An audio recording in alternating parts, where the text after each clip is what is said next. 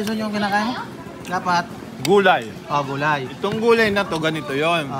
Di ba sabi mo kanina yung sayote at saka yung tagyan niya, patatas. Hindi dapat. Ito yung tamang kombinasyon. Hindi, sabi mo kanina eh. Sabi mo, kasi ang nagluto kasi nito si Mama Lula. Sabi mo, hindi daw akma yung patatas at saka yung Sabi mo kanina, hindi daw dapat pinagsasama yung patatas at saka yung sayote. Sabi nga ni Kuya Jason, hindi daw akma. Ay, hindi niya alam. Akala niya sa Atilani ang nagluto. Ay, si Mama Lula nga, ipapakita ko tong video sa kanya. Mahirap yan, tapos yan. Hindi na nga ng ulam, namula pa. Ano sabi niya?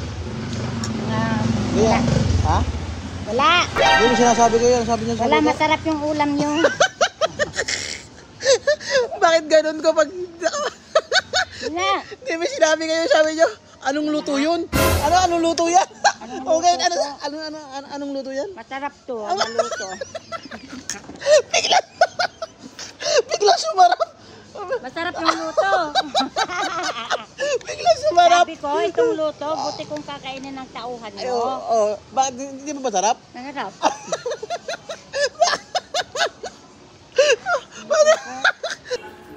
Sino ba nagluto ng gulay? Ako. Ha?